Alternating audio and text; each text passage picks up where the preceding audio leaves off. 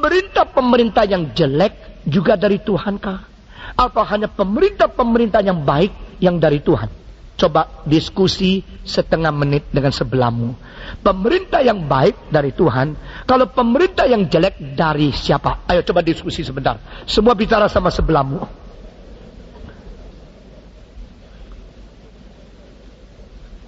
Yang tidak bicara nanti saya panggil dia ke atas. Semua yang diam-diam awas ya.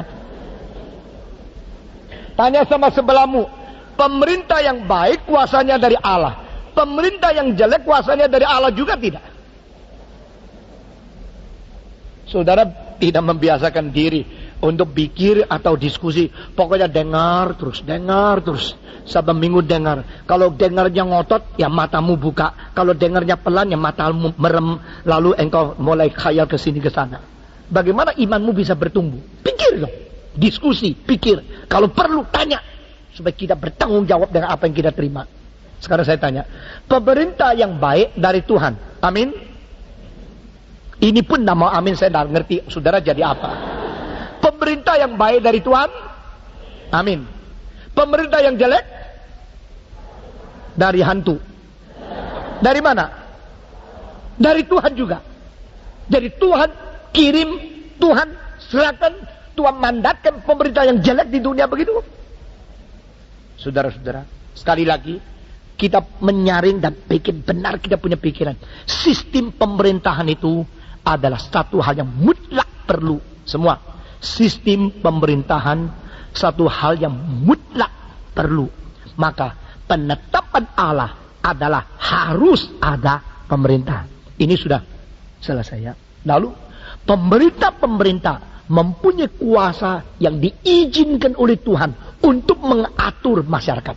Ini poin yang kedua. Jadi sistem itu ditetapkan oleh Allah karena perlu. Mengapa perlu? Karena manusia sudah jatuh di dalam dosa.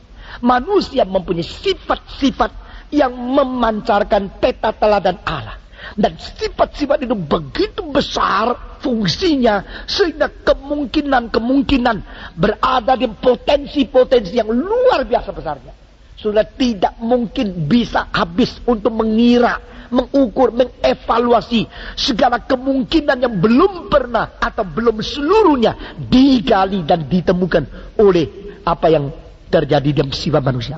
Namun demikian saudara-saudara, karena potensi-potensi yang terpendam yang berada di dalam yang disebut peta teladan Allah itu mempunyai kemungkinan terlalu besar sehingga mesti ada kuasa tahan untuk menahan. Kuasa tahanan itu dari mana? Itu di dalam reform theology disebut sebagai common grace. Saudara-saudara, anugerah umum. Nah saudara-saudara, sekarang saya tanya, istilah common grace itu mengandung sesuatu hal yang terbaliknya mempunyai arti kalau tidak ditahan, maka kemungkinan manusia berbuat dosa akan lebih besar daripada dosa-dosa yang sudah diperbuat. Sekali lagi ya, kemungkinan manusia berbuat dosa jauh lebih besar daripada dosa-dosa yang sudah dilakukan sementara ini. Saudara-saudara, berarti kalau orang mau berbuat dosa lebih banyak, masih bisa nggak? Bisa nggak? Kenapa engkau bunuh orang? Engkau sudah bunuh 2 orang. Orang itu mengatakan di dalam hati, baru 2. Saudara mengerti maksud saya? Ibu berkata kepada anak, kurang ajar kamu ya. Gini ya kok kurang ajar. Saya cuma mulai sedikit loh. Nah, semua orang mempunyai kemungkinan berbuat dosa jauh lebih besar daripada dosa-dosa yang sudah diperbuat. Bayangkan, kalau Stephen Tong bukan menjadi orang Kristen, mungkin dia merusak banyak orang. Mungkin aja. Bisa merusak banyak pemuda-pemudi. Kalau saya bukan Kristen, saya akan merusak banyak orang lain. Tetapi karena anugerah Tuhan, maka kemungkinan berbuat dosa itu di stop. Kemungkinan berdosa itu ditahan. Nah, kekuatan dan menahan ini di dalam reform theology disebut sebagai common grace. Nah, teologi yang bukan reform theology tidak pernah mereka tuntas menyelidiki hal-hal semacam demikian. Saya tidak mau gereja ini hanya menjadi gereja yang emosi, kelihatan Roh Kudus bekerja. Banyak orang katanya begini, sebenarnya mereka tidak tahu apa-apa, bahkan belum bisa membedakan itu betul Roh Kudus atau tidak. Kita mau menyelidiki firman. Karena apa? Firman ini adalah kebenaran yang diwahyukan oleh Roh Kudus. Dan Roh Kudus adalah roh kebenaran. Kalau orang tidak mengerti kebenaran katanya Roh Kudus, jangan percaya kepada dia. Karena Roh Kudus itu roh kebenaran. Dan melalui pimpinan Roh Kudus yang menggali dan memberikan kepada kita pengertian-pengertian di dalam segala kebenaran, kita mendapatkan kelimpahan dan kepenuhan Roh Kudus yang sejati.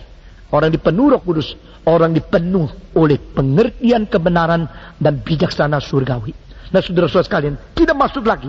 Jikalau ada sesuatu kekuatan yang menahan, sehingga orang di dalam dunia ini tidak banyak mungkin meledakkan kemungkinan potensi mereka berbuat dosa, maka itu penahan itu adalah sesuatu yang kadang-kadang tidak disadari oleh manusia. Tetapi karena ada penahan itu, akibatnya adalah orang yang mungkin berbuat dosa untuk melakukan kejahatan yang banyak, akhirnya karena ditahan, banyak orang dibendung supaya tidak kena racun dan tidak kena kerugian melalui keberanian dan kemungkinan berbuat dosa yang lebih banyak itu. Yang menahan itu apa? Yang menahan itu anugerah Tuhan. Saudara-saudara, anugerah menahan perbuatan dosa itu umum. Anugerah untuk mengampuni dosa itu tidak umum. Sekali lagi, anugerah untuk menahan sehingga manusia tidak berbuat dosa lebih banyak itu anugerah umum. Tapi anugerah untuk mengampuni dosa yang sudah diperbuat itu anugerah khusus. Jadi di dalam reform theology kita melihat ada dua macam anugerah. Yang satu disebut common grace, yang kedua disebut saving grace. Nah, saudara-saudara, common grace anugerah yang diberikan kepada semua orang. Tidak peduli engkau teis atau engkau ateis, tidak peduli engkau beragama atau engkau tidak beragama, tidak peduli engkau komunis atau engkau Kristen, tidak peduli engkau orang yang cacat atau orang yang sangat pintar, tidak peduli engkau pendidikan rendah, barbar, atau engkau intelektual yang tinggi. Semua sudah mendapatkan anugerah. Dan ayat-ayat yang bersifat seperti ini, misalnya Yesus mengatakan, Allah Bapa menurunkan hujan kepada orang baik, juga sekaligus menurun hujan kepada orang yang jahat. Matahari bersinar kepada orang yang berdosa. Matahari juga bersinar kepada mereka yang jalan di dalam kebenaran. Sehingga kalau orang belum Kristen tubuhnya lebih sehat dari orang Kristen, jangan heran. Kalau orang yang melawan Tuhan, dia matematikanya lebih pintar dari orang Kristen yang mati-matian berdoa tapi akhirnya tetap kurang baik, juga jangan heran. Karena memang ada satu wilayah yang disebut common grace. Common grace adalah anugerah Allah yang diberikan kepada orang, tidak peduli dia taat kepada Tuhan, beriman atau tidak. Sehingga orang kalau mendapatkan uang yang banyak, kesehatan yang paling banyak, tidak bisa membuktikan dia lebih dekat dengan Tuhan. Tidak bisa membuktikan dia dosanya lebih sedikit. Tidak bisa membuktikan hidupnya lebih benar. Tidak bisa membuktikan imannya lebih kuat. Tidak. Karena itu ada wilayah common grace. Wilayah common grace bukan hanya di dalam penerimaan saja. Kalau kita hanya mengerti common grace sebagai menerima sesuatu daripada Allah dengan kerelaan dia memberikan bahagia kepada kita, itu terlalu dangkal. Karena common grace juga termasuk satu bagian yang lain, yaitu tahanan sehingga manusia tidak berbuat dosa lebih daripada diizinkan oleh Tuhan. Saudara-saudara, ada orang seumur hidup dilukai, dirugikan oleh puluhan orang. Tapi ada orang yang seumur hidup bisa membunuh puluhan orang. Di sini kita melihat kontrasnya, yaitu kemungkinan berbuat dosa pada satu orang dia tidak berani melakukan. Dia hidup baik-baik. Dia hidup tidak berani keluar daripada sesuatu batasan yang ada pada dia. Tapi bagi orang lain, bukan saja dia berani berbuat sesuatu untuk melampiaskan kebebasan diri. Dia berani untuk membunuh orang lain, merampas bahagia dari orang lain. Tetapi saudara-saudara, pada waktu hal-hal ini terjadi, kita mau tanya, kenapa Tuhan tidak menahan orang itu supaya tidak berbuat dosa begitu banyak? When it hurts, where is God? Ini satu pertanyaan teologis. Pada waktu sesuatu menyiksa, pada waktu sesuatu menikam, pada waktu sesuatu merampas bahagia dari seseorang, di manakah Allah pada saat itu? Ada seorang anak muda diperkosa di Perancis. Sesudah itu dia seumur hidup tidak bisa berbahagia lagi. Dan dia selalu dihantui dengan bayang-bayang pria yang begitu besar akan menindas dia dan akan main seks dengan dia dan merampas keperawanan dia. Dia seumur hidup dia sulit lagi beriman kepada Tuhan. Dan dia mengatakan, pada waktu hari itu terjadi perkosaan kepada saya. Saat itu Allah lagi apa? Allah lagi tidur? Allah lagi tidak sadar? Atau dia lagi pensiun pergi piknik? Mengapa pada saat itu dia tidak memelihara saya? Hal-hal semacam demikian sulit kita menjawabnya. Tapi saya berkata, orang semacam demikian kalau dia sudah mengalahkan kesulitan-kesulitan yang diberikan setan kepada dia, dengan pengalaman semacam demikian, dia akan menjadi orang yang paling kuat untuk mencegah dan menghibur orang lain pada waktu orang lain mungkin menerima hal yang sama. Saudara-saudara, penghiburan yang kuat bukan keluar dari mulut-mulut orang yang selalu bahagia dan belum pernah mendapatkan ancaman apa-apa. Tapi penghiburan yang kuat selalu keluar dari mereka yang pernah mengalami mara bahaya atau lembah bayang-bayang maut, sehingga mereka mempunyai sesuatu kalimat-kalimat dan sikap-sikap penghiburan yang lebih daripada siapapun. Saudara-saudara, orang yang tidak menikah dan tidak mempunyai anak, tidak pernah mengetahui kesulitan ekonomi orang pada waktu anak sakit dan sebagainya, itu bagaimana? Orang belum pernah menjadi janda, belum pernah mengetahui pada waktu harus sendirian menghadapi sebuah kesulitan, betapa tersendiri, betapa pahit adanya.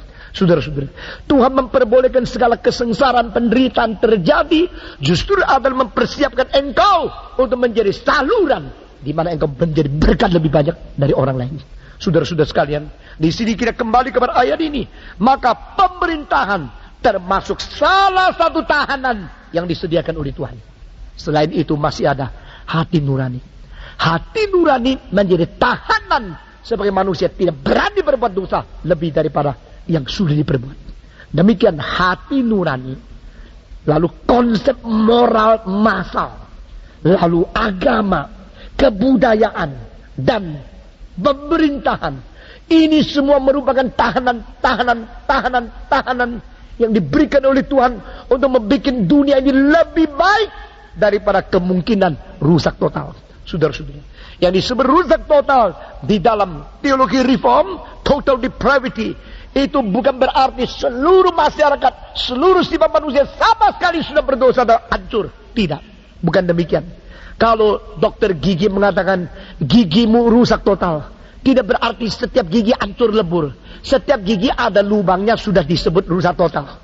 Karena 32 gigi, setiap gigi ada lubangnya. Setiap gigi sudah rusak. Wah, giginya sudah rusak total. Satu kali pada waktu dokter ambil saya punya gigi, dicabut.